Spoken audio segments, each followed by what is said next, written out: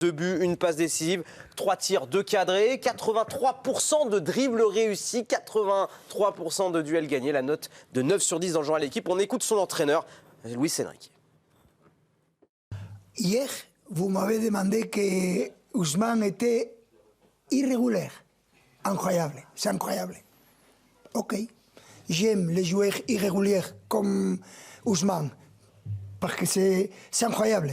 C'est un joueur différent, avec le ballon, et ici à Paris, il a ajouté sans le ballon, de la manière qu'il pressait. Chaque fois qu'il est en condition, il est très spécial. C'est pour ça que lui est le ballon d'or. Ouais, j'aime bien, c'était un géant à Barcelone, mais avec moi, il est devenu encore meilleur sans ballon. C'est sans doute vrai. Alors, vous dites quoi de Dembélé? Parfait pour Jeannot, masterclass pour Jérôme, major de promo pour Ambre, et félicitations pour Olivier, vous êtes tous d'accord. Parfait quand même, Jeannot, on se demandait, vous vous souvenez quand même, on se disait quand est-ce qu'il va revenir, il marchait sur des œufs. Oui, la progression, c'était revenu, puis ça s'est reparti. Là, on a l'impression qu'on revoit celui qui était là dans les 5 derniers mois de la saison dernière. Je le disais, il mordait la ligne de surface de réparation pour presser, il est adroit, il chaloupe. Il est allé mordre les chevilles de l'ange à chaque fois, et c'est vrai que ça ressemblait un petit peu à ce qu'il avait fait à Sommer le jour de la finale avec des champions. Il est dans le rythme, il est à 100%, ou j'espère en tout cas pas loin.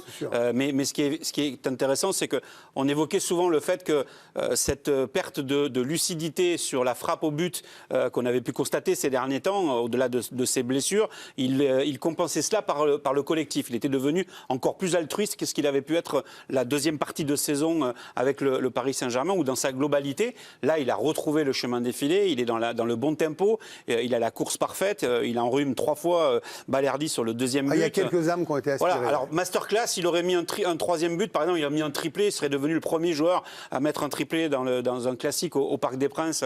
Bon, peut-être que là, on aurait pu parler de masterclass. Là, il est parfait, et il n'est pas très loin de nous démontrer quelque chose de génial, et j'espère en tout cas pour les prochaines semaines. Qu'est-ce qui vous a mis, Jeannot, Jérôme, avec votre masterclass? Vous voyez, il n'y a que 2 buts. Jeannot, il a dit c'était 3. Je suis désolé, Jérôme. Voilà. Oui, il me rend heureux, ce joueur. Je suis heureux. Je ne suis pas toujours heureux quand on voit des matchs. Non, mais c'est vrai, il me rend heureux, il me file la banane, ce joueur. Parce qu'il y a des matchs où parfois on s'ennuie. On en a parlé tout à l'heure, ce week-end, on a pété gâté tout le temps. Non. Je suis heureux, premièrement, égoïstement, pour moi, parce que je me régale quand je vois ça et que je regarde le foot pour ça.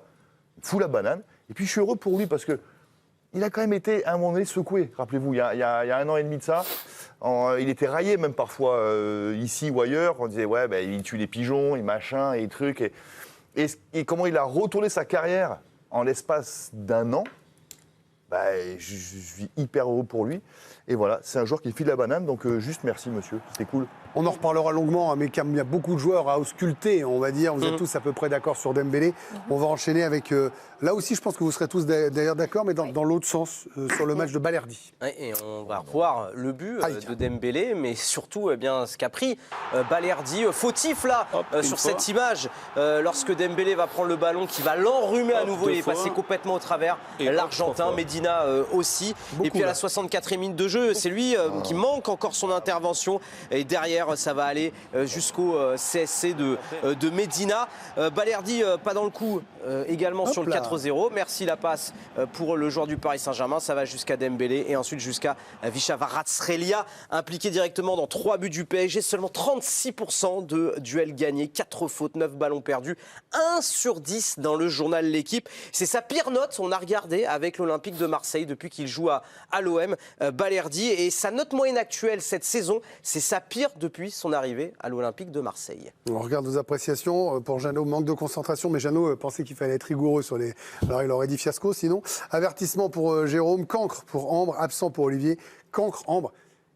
J'étais au parc hier, et j'ai rarement vu autant de souffrance chez un joueur, parce qu'en plus à la fin il mettait des tampons. C'est un naufrage. Waouh, à chaque intervention, c'était un raté. Bah c'est pour ça, dingue. Raphaël me disait j'aurais pu choisir par exemple redoublant. J'ai hésité, mais je me suis dit, si on reste dans le thème scolaire, redoublant, c'est qu'on laisse une chance à un élève, on pense qu'en lui laissant du temps, ça va aller. Moi je pense carrément qu'il faut qu'il change de cursus, quoi. Le niveau est trop élevé pour lui, il n'a pas les armes pour l'Olympique de Marseille. Allez, Franchement, je vais être terrible, mais je me répète émission après émission, ce maillot, c'est un capitaine de l'Olympique de Marseille, Balerdi, dans ce match-là. C'est le seul qu'ils n'ont pas transféré en 3 ans et demi. Mais oui, et c'est le symbole du naufrage. J'emploie ce terme naufrage vraiment dans ce match. Il en a été le symbole à côté de la plaque, à contre-temps sur tout. Évidemment, dans les duels, évidemment, dans le placement, mais aussi dans l'attitude qu'on attendait d'un capitaine, dans le leadership, dans cette fausse un peu nervosité là, qu'il fakeait un peu pour essayer de masquer ses manques. Enfin, je l'ai trouvé à contre-temps et à côté de la plaque dans absolument tout pour moi, cancre total. Olivier, vous remettez la deuxième couche? Le terme naufrage, c'est exactement ça. Franchement, c'est lui qui plombe son équipe hier. Il n'y avait rien. Il a été dépassé de bout en bout. Il y a zéro sécurité, zéro influence. Je pose la question, est-ce que vous êtes comme Rome, vous pensez qu'il n'a pas le niveau de l'OM? Ah bah oui, clairement. Et puis ça fait un moment. Oui, mais bon, Jeannot le disait, c'est le seul qui n'est pas puni, c'est le seul qui n'est pas transféré. Il y a un supporter de l'OM qui pense il a toujours le brassard de capitaine. qu'il mérite le brassard de capitaine. Franchement, il les fait souffrir, il les met au supplice. Et vous l'avez entendu après au micro du diffuseur de dire on n'a pas le droit de faire ça. Oui, et en plus, il souligne la première mi-temps, en disant on n'a pas le droit de donner cette première mi-temps. S'il prenait un peu de hauteur, c'est peut-être... Finissez, Olivier. Non, mais ce qui est fou, c'est qu'on le voit tous, sauf De Zerbi, qui continue à lui maintenir sa confiance, à lui donner le brassard de capitaine. Je ne vois pas comment c'est possible. Tout le monde, on voit que c'est un hall de gare, Marseille, ça arrive, ça repart. Et lui, il est là, il continue, il voit les gens passer et on continue de lui faire confiance. Franchement, c'est incompréhensible. Et même dans le comportement, hier, on l'a vu même un moment engueuler un ramasseur de balles parce que ça n'allait pas assez vite. Donc ça a été une catastrophe dans tous les domaines hier. Le terme naufrage, c'est exactement celui qui a été choisi par la presse aujourd'hui pour parler de la prestation de Balerdi. La Provence écrit le naufrage Balerdi. Même idée pour l'équipe qui titre Balerdi capitaine naufrage, symbole de la faillite défensive olympienne. Et puis il n'a pas été épargné non plus par un ancien Marseillais, Adil Rami, aujourd'hui consultant sur Ligue 1+. Il passe son temps à chambrer les joueurs et à s'embrouiller avec eux. Tu es quand même le capitaine de l'OM. Je pense que tu devrais un peu plus te concentrer sur le jeu, sur ton football et sur le fait de bien manier ta défense. Depuis très longtemps, Balerdi ne joue pas ce rôle comme il devrait le jouer. Tu dois être le patron de ta défense dans la communication, dans la lecture du jeu. Sur le premier but, il doit voir, il doit anticiper, le sentir. Ça fait un moment qu'on le sait, sauf qu'aujourd'hui, c'était flagrant parce que c'était une grosse manita et c'est le Paris Saint-Germain. Puis regardez aussi le nombre de recherches sur Google du capitaine marseillais sur ces 24 dernières heures dans le monde entier. Je précise, il y a ce gros pic là que vous voyez aux alentours de 22h30 heure française. Et chercher les vannes. Qui correspond à peu près à la fin du match. Oui, c'est sans doute peut-être pour les vannes, le chambrage. Mais là, ce pic, il est impressionnant juste après le match des Marseillais. On peut se poser une vraie question. Un mot. Pourquoi? Pourquoi? Et je peux même vous dire qu'on a tous des potes supporters marseillais, ils lui en veulent. Hein. Pourquoi? Ah oui. Vous avez trouvé le nombre de pourquoi qu'on pourrait faire là? Pourquoi il joue tout le temps? Pourquoi il est capitaine? Pourquoi personne ne se rend compte? Pourquoi il est intouchable, quasiment? Il y a des dossiers sur les gens, oui, il y a un truc, c'est pas possible, quoi. Je veux dire, à un moment donné, on voit juste... C'est même pas être méchant, tout le monde lui a mis... Mais c'est juste que tu vois bien que ce garçon n'a pas le niveau pour les gros matchs de l'OM, c'est aussi simple que ça. Alors pourquoi? Même pour l'OM, hein. Moi, vous dites les gros matchs pour l'OM. Oui, pour l'OM, même en Ligue 1, il enchaîne les bourdes. Quand je parle de manque de concentration, c'est qu'il est sur le terrain sans être sur le terrain, quoi. L'attitude qu'il a sur 3 des 5 buts, c'est pas possible. Déjà d'un point de vue perso. Et après, avec le brassard de capitaine, il apporte rien à son équipe. On va parler de Pavard. Je suis un peu plus dur avec Pavard, mais dans la globalité, c'est pour ça, dans la globalité, il met mal à l'aise tout le reste de la défense. Ça, je vous confirme. On va alterner. On parle de Bradley Barcola. Oui, Bradley Barcola, entre chaud et froid. Alors, on a été divisé en conférence de rédaction, pour tout vous dire, sur la prestation de Barcola. Très bon dans le jeu, mais inefficace une nouvelle fois. En tout cas, inefficace parce qu'il a tiré 3 fois, il n'a pas cadré. 9 ballons touchés dans la surface adverse, seulement 37% de duels gagnés. Et la note, de 7 sur 10 dans le journal de l'équipe. Vous avez raison de le dire, on n'était pas tout à fait d'accord, parce que c'est vrai que moi, je ne vais pas toujours au stade. Hein, on finit tard les émissions, et on dit souvent, quand vous êtes au stade, vous ne voyez pas la même chose qu'à la télévision, déjà parce que vous pouvez voir le plan global. Vous pouvez suivre un joueur alors qu'il n'est plus filmé à la télévision. Je vous donne les appréciations sur Barcola, puis après on en parle. Peut mieux faire pour Jeannot, peut mieux faire pour Jérôme, dynamique pour Ambre, en net progrès pour Olivier. Vous étiez au stade. Alors quand on est au stade, franchement, moi je comprends ce que vous allez me dire, Jérôme et Jeannot, sur la finition, notamment ce moment où il dribble de l'ange, il doit la mettre à 1000%. En revanche, dès qu'il touche la balle, il passe.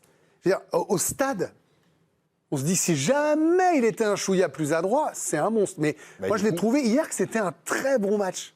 Je vous trouve dur sur le peut mieux faire. Non, mais en fait, Greg, dans tout ce que vous venez de dire, c'est peut mieux faire. Non, mais peut mieux faire, ça veut dire que... En fait, vous venez de nous donner le truc. Vous nous avez dit, il est fabuleux. Je vous ai rien donné du tout. Oui, il contrôle bien. Chercher. Oui, il contrôle bien. Oui, il accélère. Oui, il fait tout. Mais c'est Dembélé il y a 2 ans à l'arrière, quoi, qui arrivait à faire quelque chose. Je trouve que peut mieux faire, c'est pas dur. c'est peu mieux faire. C'est-à-dire que mais bien sûr, je cherche pas à vous convaincre, mon Dieu. Ce que tu proposes, on va dire, de la ligne médiane aux 25 mètres adverses, c'est exceptionnel, mais que tu es trop souvent en échec face au gardien sans cadrer. Si le gardien fait 5 carrés, ah ben bravo monsieur, à la semaine prochaine. Tu trouves pas qu'il est en progrès même dans le jeu, même avec et sans ballon? Alors, dans ses déplacements, ces progrès dans le jeu avec ballon ne vont pas avec les progrès devant le but. Je trouve que devant le but, il pourrait. Hier, il est quand même sur le but. À un moment, il fait l'action avant Dembélé.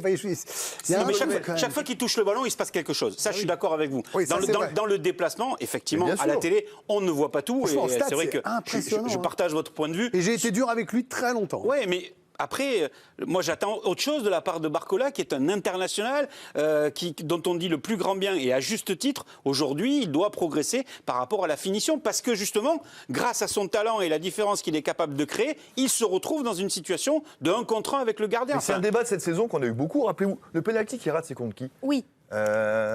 Champions League. On avait dit, même au niveau de l'attitude, justement, c'est un domaine dans lequel il a progressé parce qu'on l'a souvent targué d'être nonchalant. Cette nonchalance, et c'est la même qui a été identifiée avant le pénalty. C'est pour ça que moi je mets dynamique. Allez, on va enchaîner, on reparle d'un Marseillais et on revient sur le copain de défense de Balerdi, c'est Benjamin Pavard. Oui, qui depuis un moment était sur le banc. Il était la dernière fois qu'il avait été titulaire, c'était face à Liverpool. Donc première titularisation depuis ce fameux match face à Liverpool. On l'a pas beaucoup vu. Il a touché que 29 ballons. 0 ballon récupéré. Alors quand même, sur les quelques ballons qu'il a eu à aller au duel, il en a remporté 83, mais c'est insuffisant, 2 sur 10. Alors regardons vos appréciations. Médiocre pour Jeannot, naufrage pour Jérôme, catastrophique pour Ambre et avertissement de travail pour Olivier. Vous vous souvenez quand on l'avait vu arriver, on s'est dit il va pouvoir prendre la figure tutélaire un peu de Rabiot, voilà, il va être ce phare pour l'OM, il va stabiliser la défense. Alors déjà, il aurait fallu jouer en défense centrale, faire jouer en défense centrale. Hein, on a eu ce débat. Oui. Où jouera-t-il, rappelez oui. Mais je n'imaginais même pas qu'ils allaient le prendre pour faire jouer à droite, mais qu'importe. Là, il a été cata encore. Et en plus, il jouait plus, il le ressort et il n'est pas bon. Voilà, il faut aussi poser pour le coup la question de la gestion des hommes de Roberto De Zerbi, qui l'envoie au charbon 1 mois après face à 2 dragsters, Barcola et Nuno Mendes. Il a été complètement dépassé physiquement, il a été mis au supplice par la vitesse des 2 autres. Alors oui, il fait des passes réussies, mais combien de fois il a été laissé sur le flanc où il n'a pas vu la couleur du ballon, quoi. Donc c'est vrai que quand on compare, si on a envie d'oser une comparaison avec Rabiot, qui était un vrai leader. Ça me semblait légitime, au tout début, à son arrivée. Bien sûr, mais qui était un vrai leader. Pour le coup, lui, on a vu avant le match, moi, c'est peut-être ce qui m'a gêné le plus aussi, c'est qu'il s'est donné l'apparence d'un leader, à essayer de parler, de chauffer tout le monde, d'essayer... Joue simple, en fait. Quand ça fait longtemps que tu n'as pas joué, que tu as des responsabilités, que tu dois montrer ce que tu as dans le ventre, va à l'essentiel, défends et oublie les mots si tu les as pas. La Coupe du Monde, ça va être compliqué quand même. Il aura accroché le wagon, là. Honnêtement, déjà les derniers rassemblements, il est venu parce qu'il y a eu des forfaits, ou tout du moins il a été récupéré parce qu'il y a eu des forfaits. Là, ça me paraît extrêmement compliqué, surtout dans le poste de défenseur central, quoi. Il y a déjà beaucoup de concurrence. Mais c'est vrai que quand on voit son attitude hier avec celle de Weah, c'est De Zerbi qui met ces 2 joueurs-là face, comme le disait Ambre à juste titre, avec Nuno Mendes qui va à 2000 à l'heure et Barcola qui peut faire la différence à tout moment, c'est les envoyer au casse-pipe, quoi. Et c'est pour ça que dans la globalité, la défense marseillaise a sombré, quoi. En septembre, vous me disiez, il n'osera pas le mettre à droite. Je vous y vois. Non, mais c'était pas osé, mais je me dis que vous recrutez un mec comme ça, qui dansait. Au Bayern et à l'Inter disait je veux jouer dans l'axe, au pire une défense à 3. Au Bayern et à l'Inter, c'est dur de revendiquer, donc je me dis qu'à l'OM, il peut revendiquer. Non, ils ne le mettent pas dans les conditions d'accueil les plus optimales. Je ne comprends pas. Et puis on termine avec Greenwood, parce qu'il a joué hier. Oui, mais en mode fantôme, Greenwood, 1 tir, 2 ballons touchés dans la surface adverse, seulement 50% de dribbles réussis, 22% de duels passés seulement. La note de 2 sur 10 dans le journal de l'équipe. Et c'est le temps peut-être de faire un peu le bilan de Greenwood dans les gros matchs de l'OM. À part peut-être le match contre Liverpool, et encore, ils ont perdu 3-0, où il avait été le meilleur Marseillais, il avait tenté. Eh bien, il est très peu décisif dans ces grands matchs, Mason Greenwood. C'est ce qu'on lui reproche, depuis son arrivée. Jeannot inquiétant, Jérôme inutile, insuffisant pour Ambre, Olivier en difficulté. Tiens, vous êtes le plus gentil sur le en difficulté. Je viens vous voir. Inutile. Je suis gentil, non, mais dans les gros matchs, Raph a piqué mon argument. C'est bravo, Raph.